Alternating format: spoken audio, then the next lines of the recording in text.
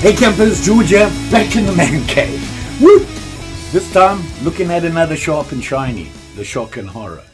This one, though, has a little bit of history, and that got my attention. Not only that, it brought back some memories from growing up. Pretty cool. Let's check it out. So here it is here, and it is a rough Ryder. That is the make, and this one is the RR1708. This is a pocket knife folder, and I shouldn't call it a pocket knife, and here's why. Growing up, we always knew them as a pen knife. Well, what's the difference between a pen knife and a pocket knife? Gonna have to look into that. Let me show you this quickly, and then we'll get into that and some history of these knives. So here it is here, and this is the Rough Ryder Blackwood handle model RR1708. And the reason this knife really got my attention was, for me growing up, this was a traditional knife. Very basic, very common. And growing up, we called these pen knives. Now, that got me thinking. Why did we call it a pen knife versus a pocket knife? Well, did some looking up and research on that, and here's what I found out. The difference between a pen knife and a pocket knife is actually in the blades. A pen knife, traditionally, fighting a bit of a cold here, traditionally were used, just like they say, it's a pen knife, and it was used to sharpen your pen. You know, your feather pen, you get that quill and you would slice it off. They came really sharp, so you could do that. The steel on them wasn't as good as a pocket knife. It was a little bit more brittle, but you could really sharpen them, and that's what they were used for. Everybody carried them because when you wanted to write, you had to clean your quill up. You'd clean it up and off you go, dip it in the ink and do your writing. And that's where the name pen knife came from. Well, what's a pocket knife? What's the difference?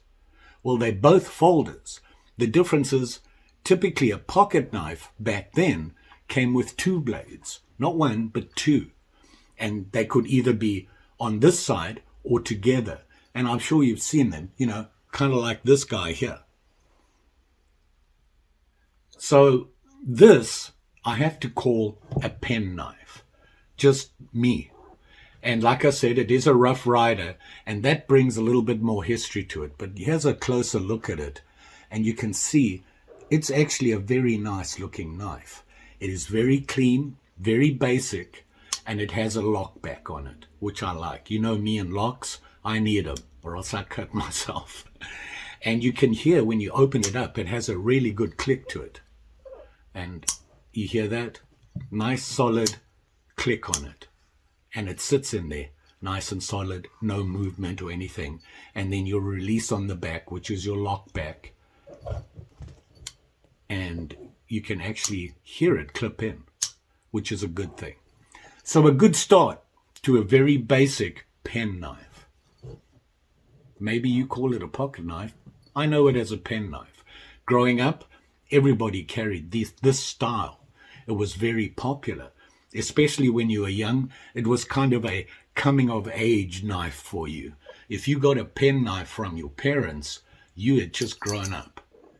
So as you can see, it has that Blackwood handle, and it's a very nice wood. It's very clean. You can see there.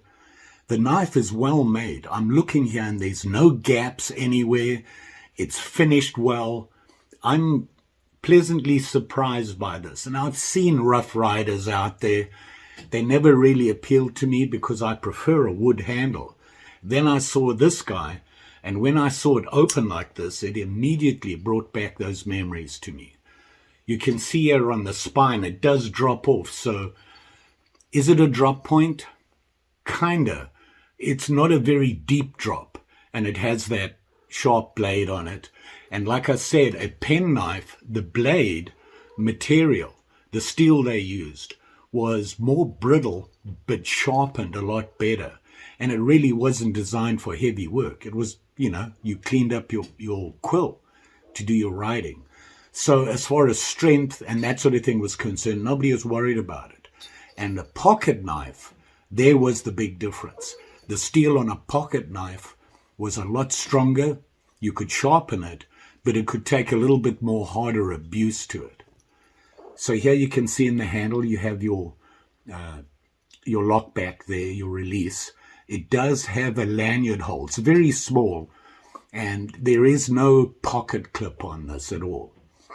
The pins here in the handle are made of brass, and your pivot here is also brass. Now, it does have your fingernail clip on it there, where you can pull the blade out, and it doesn't have any bolsters on it. So very plain, very easy, nice knife. I like this. I like the idea of it. Do I need a clip on it? I'm not sure. Will it make a difference? You could probably put this on a key ring. It's a little heavy and a little bit too big for that. But that lanyard hole seems awfully small. And I think that's just limited by the size of the handle. So let's look at some of the specifications on this knife. And the blade steel on this one is 440A, stainless steel, brass pins, and the liners you can see in there along the back here are brass as well. The blade is 2.5 inches long, and they do say it's a drop point, but it does drop off slightly. It's not that obvious, but it is a nice blade though. It's very clean, and it does say on the blade there, Rough Riders. I don't know if you can see that. Let me get it right there. And that's another thing I want to get into, and that's the history.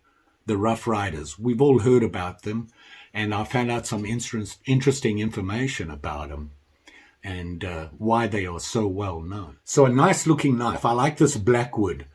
And, I looked up Blackwood, and basically there's, I want to say, two kinds. There's a Tasmanian Blackwood and then traditional African Blackwood.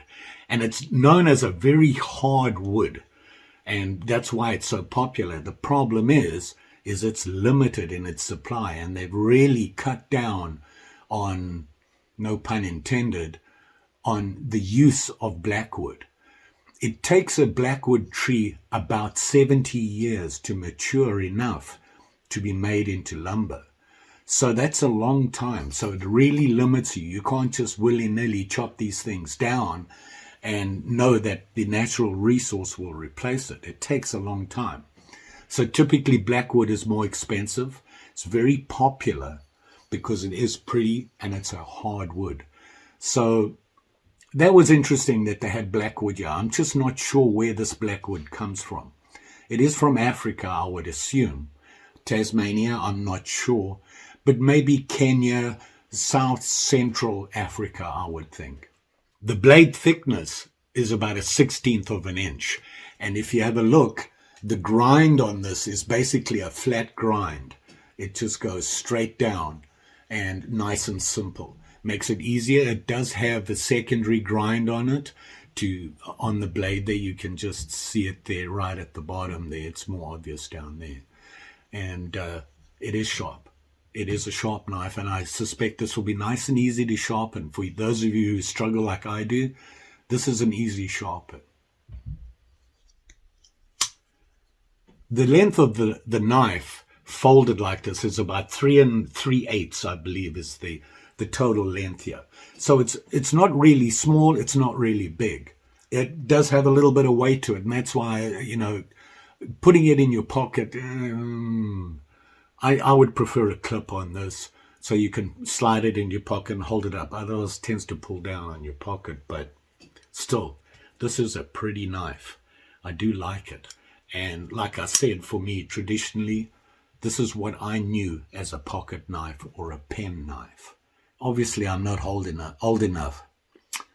Now, before we go any further here, those of you who think I'm so old that I used a quill to write with, is not true. I'm not that old. The overall length is about 7 inches. So it's not too bad. And like I said, the handle here is very plain. And it sits just right. I'm a big fan of a curved handle down at the bottom here. For me, it feels right when it's in my hand like that. Now, as you can see, when I grab it, my thumb sits the area. There is no jimping on it. It does have a 90 degree there. Is it sharp enough? I'm not sure. This is not a bushcraft knife. This is a pocket pen knife that you would carry in your pocket and keep around for light duty chores. Whittling, for me, this would be pretty cool. And we might just give that a go. Very clean, solid. The weight is right. I like this knife. Like I said, these knives have a little bit of history to them. And the Rough Riders, everybody knows when you talk about Rough Riders, you're talking about Teddy Roosevelt and his group of volunteers that volunteered to go and fight in the Spanish-American War. And they made quite a reputation for themselves, not because they were steely-eyed commando killers, but just where they came from. It was a wide range of people in those Rough Riders that came and rode with him. And interestingly enough, and I did not know this, and that is Teddy Roosevelt actually wasn't the commander. He was part of the group. The commander was a guy by the name of, let me look it up here, I don't want to get this wrong, Colonel Leonard Wood. He trained and set up the whole Rough Rider thing with Teddy Roosevelt. They did it together, and they made sure that they were well armed, well trained, and they were volunteers. And like I said, all walks of life came from there. Actors, bushmen, everyday people, artisans, you name them. They rode with him on Kettle Hill, which we know about. And Teddy Roosevelt actually led them up the hill into battle, whereas Wood did not. He stayed back at headquarters while they did it. And that's probably why you don't know that much about him. You know, this was back in 1898. It was a way back when they did this fighting. And the Rough Riders were well known. The history, Teddy Roosevelt obviously helped a lot with that. He was a master at the pen, writing and giving a history and keeping everybody up to date as to what was going. And that's why they're so well known. But enough on them. That was the Rough Riders. So let's see what we can do with it. It's a little cold outside. It's a minus 12 right now outside. Everybody's shocked, right? That's what happens when you live in Minnesota. But I ran outside quickly and grabbed me a little stick here. Considering what it's designed for, it's not a heavy-duty knife. And it is a pocket knife. You know, I'm not going to be bludgeoning with this thing. For me, this would be something I would carry in my pocket. It is a very, very nice looking knife, and it'll get you some attention. But really, for me, it's got to be a knife that whittles. You know, as you can see, it does clean up nicely. It's making a mess in my in the man cave here, but hey, I'm willing to do that. So you can clean up with it. And it's small enough here where you can see it's cutting into this wood. Now, this is not a really hard piece of wood, but I will be able to whittle with this, no problem. Now, for example, like I said, when it was used as a pen knife, your quill, you would have to have that edge on the quill. And your knife would have to be extremely sharp to cut that quill, because you want that a really sharp angle on the quill here, and you would be cleaning it up into a point. I am no quill person, so I don't even know if I'm doing it right. I'm just trying to get it to look kind of like it should have. So your quill would have that flat edge on it. Let me see if I can show you that. There you can see there, you would have the flat edge. It would be cooled down a little bit more, and you'd dip that in the ink. And the tip of the quill would be slightly flat, so that you would get your movement. So here you can see I've been doing a little bit of whittling on this very thin stick. I did make a number 7 cut there. You can see right there. And obviously I got a point and I made a round cut. You can see there by the blade. And I started making a spiral cut. Now, how big is that stick? It's not very big at all. But this knife is delicate enough where I could actually use it to do this little fine work. And that's why they were so popular as a pen knife. You could really clean up your quill really well. And like I said, those blades back then were razor sharp, but they were brittle and you had to be careful. Often they tended to overuse them for something and they would snap the blades. But most people just had them on their desk as a quill cleaner. And it worked fine. It's sharp and it cut right into this wood. This wood is not very hard, but it's very thin and very small. I had to be really careful about not breaking it up. So there you go. Feathered. Wasn't easy, but it does feather and it cuts into this wood real easy. This is actually called the Rough Ryder Blackwood work knife, the RR1708. And as a closer look there, you can see it is a very nice, clean knife. Like I said, it has the lock back on it, has a nice clean spine and a slight drop point. And it does have the nail clip, and it has a nice clean lock to it. How much did I pay for it? That much. Not bad. Better than a boot in the crutch. Just saying. Don't forget now. Like, share, subscribe. You know the story. Pretty sure I'll be back again with something else to have a look at. Need to go fishing again. Need to get outside. The weather's just not cooperating. I'm getting to, but I can always find a sharp and shiny to have a look with and share it with you. Just saying. Thanks for watching, and you all be safe out there. Take care now.